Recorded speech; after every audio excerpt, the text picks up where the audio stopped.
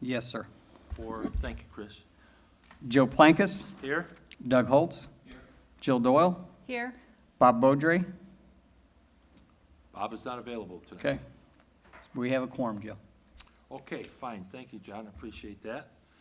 First item on the agenda is the approval of the Redevelopment Commission minutes for April 19th, 2021. The only thing John and I talked about briefly before the meeting is we weren't sure what the time was. I did check my records, and John verified it, that the meeting adjourned at 6:57 p.m., so that's on page 2, and you can write that in on your copy if you've got a copy, and we'll complete that. That's the only change that I saw. Were there other changes from the commission members or Jimmy that you see that we needed to change or address? Okay, hearing none, I'm open for a motion for approval of the minutes. I'll make a motion to approve the minutes of April 19th. Okay, we have a second? Second. Okay, motion by Jill Doyle, second by Doug Holtz. All in favor of approving the minutes as presented with the modification, say aye. Aye. Motion passes 3-0. Next item on the agenda is the approval of claims. The only comment I want to make, John, is the letters that O.W. Crone sends to Cindy do not have a date of when they send it. Oh, okay. Okay, that should be, part of a professional letter to have the date at least somewhere on the top. You can see the dates of the expenses that they accrue, but we should also have that date so we know when it was sent out to the clerk treasurer. The dates sent to the clerk's office, correct? They sent that, Got it. this letter was sent to the clerk treasurer's office. Okay? Okay, any questions on the numbers here for the claims? Okay, hearing none, look for a motion for approval. Do we have a second? I'll second. Okay, Doug Holtz, motion to approve claims. Jill Doyle is a second. All in favor, please signify by saying aye. Aye. Motion passes 3-0. The next item on the agenda is from our friend William Knox to give us a first quarter report, which we were all able to get a copy of prior to the meeting, so we've had time to review it, but I want William to cover some of the highlights here and a few questions that I had passed along to him. Yes, good evening, Commissioners. William Knox, Director of Graham Park, and thank you for your time this evening. We must have a full house because everybody knew I was speaking tonight, but I will be brief but plan to answer any questions you guys may have related to the documents that I shared. So the 3 documents I shared with you last week were the 2020 financials for the year, the 2021 Q1 financials, and then this 2021 Q1 report that the staff pulls together on a quarterly basis, just primarily to update me. I also send this to the mayor and to Chief of Staff, Todd Bertrand, and I will also continue to send it to you guys on a quarterly basis as well, just so you can get a good understanding of kind of what we're doing, what's going on the campus, and kind of how the operations are performing. Just a little footnote on 2020. As everybody's aware, we had a fairly challenging year in 20 due to the pandemic, but I just, given the work that the staff has done, I want to make sure I preface the fact that I think we did a tremendous job of managing our financials in 20, and I say that because also you may recall in 2020 was the first year that we also insourced 100% of Grand Park's staffing costs. So in addition to the pandemic, we took on about a little less than $1 million worth of salaries, and we were able to still come out of it net positive. So that's not all me. Obviously, that's the staff and a lot of other stakeholders on campus that help us kind of get through last year. But that's just a footnote on 20 as we look at going into the 2021 Q1 financials. So again, it was a team effort for sure, but it was very positive that we were able to kind of come out in the position we were last year. Because of that, we're also, in a, I would say, decent position as it relates to a cash balance for our accounting. Current day, we have about $4 million in the bank, and obviously those were generated from all the operational revenues that we've brought in since we've opened. We've been very fortunate to have that cushion as we definitely start planning for replacement items in the future. John and I are getting together here soon to go through a pro forma probably for the next 7 or 8 years to understand when we will start to bring some assets offline and replace them in the way of turf fields and other items. So you'll be looking, I'll be sharing that with you here in a couple months, but we're going to kind of do a deep dive on that so we can really look out and see to what extent we can cover some or all of this through operational revenue. And if things continue to trend in the way that they're going, I feel fairly confident that we'll be able to do that. So looking at Q1 of 2021, I did share with you the financials. I also shared this Q1 report, and hopefully you got a chance to look through the Q1 report. There was one error on the report that I want to make sure I make note of. At the bottom, under finances, there was a note for 2020, where am I here? First quarter expenses, so 2020 through 2021, and it indicated a 31% decrease. It in fact was a 31% decrease. That first number for 2020 should have been $860,967.29. Instead of the 583. Instead of the 392. yes, and I'll send another document with that reflecting the appropriate Great. numbers. Appreciate that. But there was an actual, Q1, there was an actual decrease in expenses for Q1 in 2021 to the tune of about 31%. And just to give you some history, not history, it seems like history so long ago, but we actually shut our doors last year in 2020 due to the pandemic, March 16th. So a lot of the disruption you'll see from our financials will start in Q2 and beyond. Q1 was fairly normal to the extent that we could host a lot of the things that we could, but when I share with you Q2 financials, you'll probably start to see the effects of the pandemic and kind of how that changed. Other than that, I do have some comments I can make related to the financial statement that I sent, but I wanted to also kind of make you aware of not a new initiative, but an initiative that we're hopefully ready to launch here soon, which is the Grant Park Research and Development Hub. This concept came about as I was working with Mayor to figure out what the next phase for what we're doing here in Westfield would look like as it relates to Grant Park. And we decided to look at harnessing the 400-acre campus to allow us to bring in companies to support what we do on a day-to-day basis.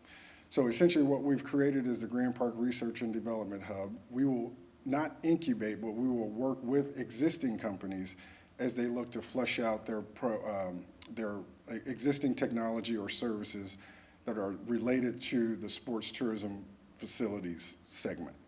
So we've got 4 companies that we're currently working through to formalize a relationship, one of which is a streaming service that we will, the whole concept is that we will benefit from housing these companies on our campus. We will take advantage of their technology for reduced or no cost during the time that they're in our research and development hub, but we will allow them to deploy the technology such that they can continue to refine and enhance it. Once we get to the point where they are fully operational, we will hopefully formulate a relationship with these companies that we will still use that technology at a reduced cost once they kind of go to market fully. But we've got 4 companies we're working with. We're really excited about the opportunities there. All of them are services that we would otherwise purchase that hopefully we will get to use at a reduced cost, if not for the near term, for the long term as well. So that was one of the highlights I want to bring up from this document, but I would pause to answer any questions you may have related to other items. The research and development, will that entail them having additional facilities? Potentially. How will that work? So right now, the way we've developed it is we've got some office space in the event center that we can provide to them. Many of them are located in other areas. But if they did want to have a presence here in Indiana, we have a small office location in the event center we could provide for them. What they will do is they will come here on a quarterly basis to meet with us to kind of go through the project to get an understanding of where we are and where we're going. Now, as these companies scale and grow, what I will do is hopefully try to attract them to stay here in Westfield, and that's when we'll turn it over to our economic development team to hopefully look for them to get space here in the city to continue their growth and development. Okay, good explanation. Jill, any questions? Are they all technology-related? Currently, yes. I think we'll expand that. We also have a relationship that we're fine-tuning with IEPUI, the Sports Innovation Institute. We've released 2 studies with them, both related to COVID. The first of which was trying to understand what adaptations we needed to put in place on the campus to make sure people felt safe once they returned. The second was to understand what adaptations that we put in place do people feel like should stay forever, just because of kind of where we are. So great responses from both of those. So most of them technology, but we are going to do some research-based projects as well. Okay, great. Jimmy, go ahead, Doug. Can you give us, I have 3 questions. Can you give us an update on Colts? Yep. This year? 2, I assume you are pretty well finalized for the 2022 season and working 2023, 24. Yep. That area. And then you're talking about, looking at a pro forma over the next 5 to 7 years. And with the fields, you have grass fields, you have turf Mhm. fields, and I assume there's benefits to both. Yep.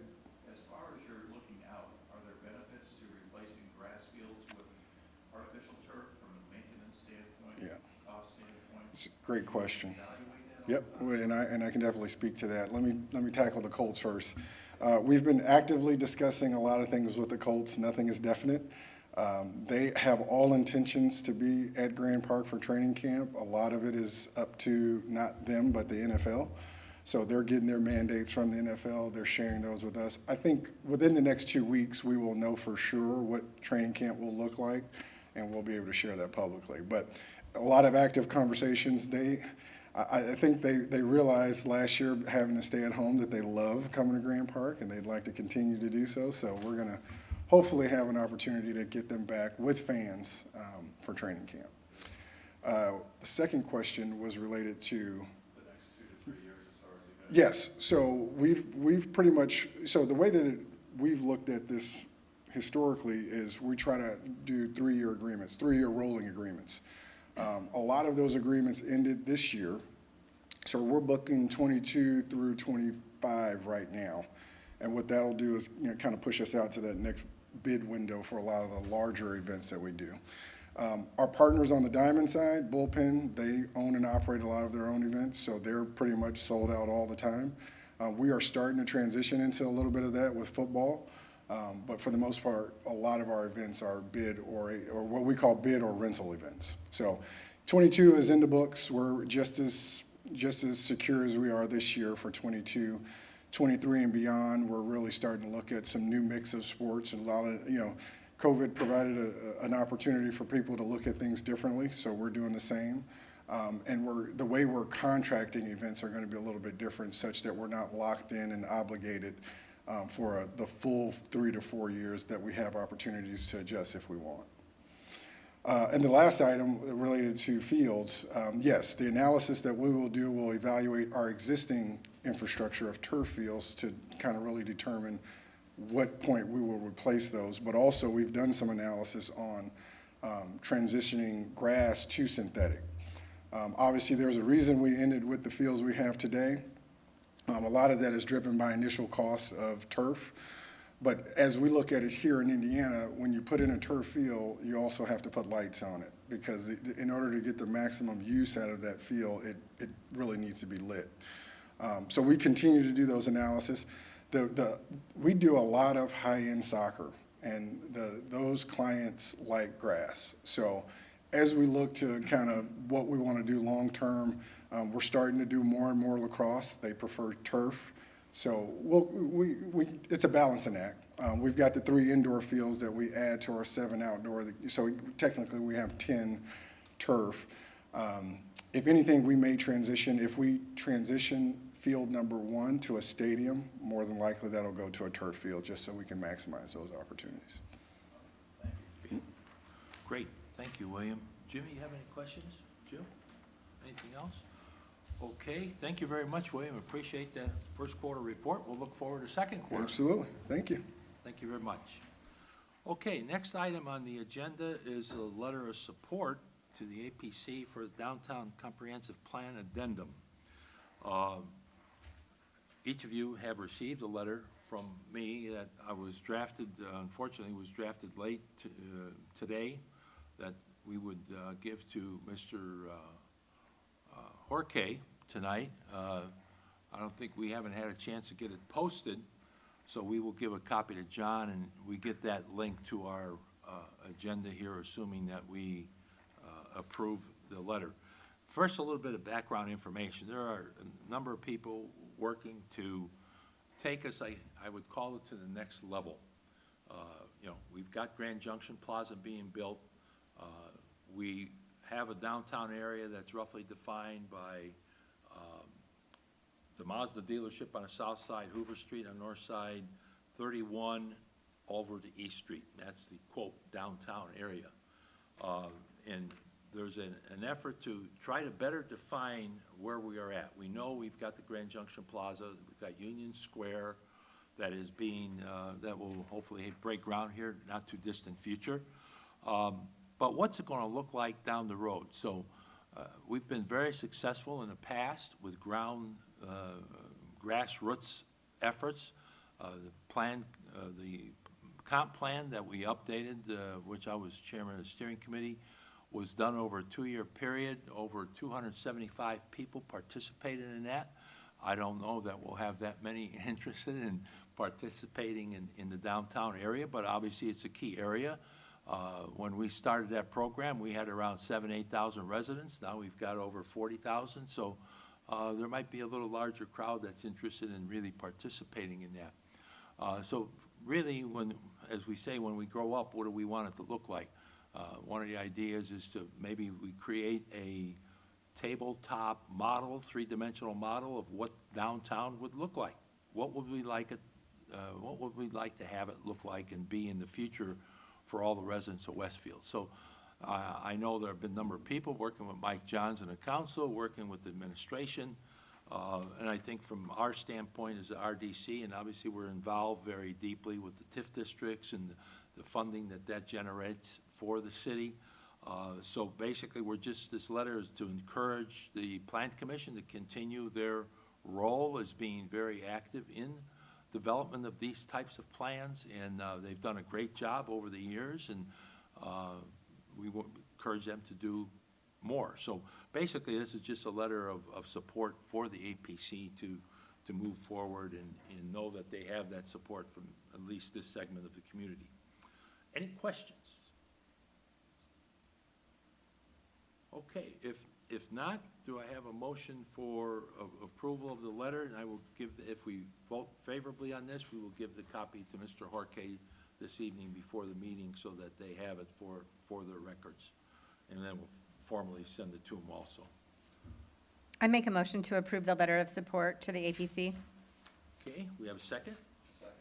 Okay, motion by Jill Doyle, second by Doug Holtz, for approval of the letter to the Advisory Plan Commission. All in favor, please signify by saying aye. Aye. Opposed? No. Motion passes 3-0. Thank you. And I will see that Mr. Horkey gets a signed copy before I leave this evening. They will have it on their agenda. If you look at the APC agenda, it happens to be the last item, so I think I'm going to sit through it with Mike Johns and listen to all the proposals and then see if there's any questions that the commission may have. Kristen is driving it, Kristen Berkman, so she asked that be put on the agenda.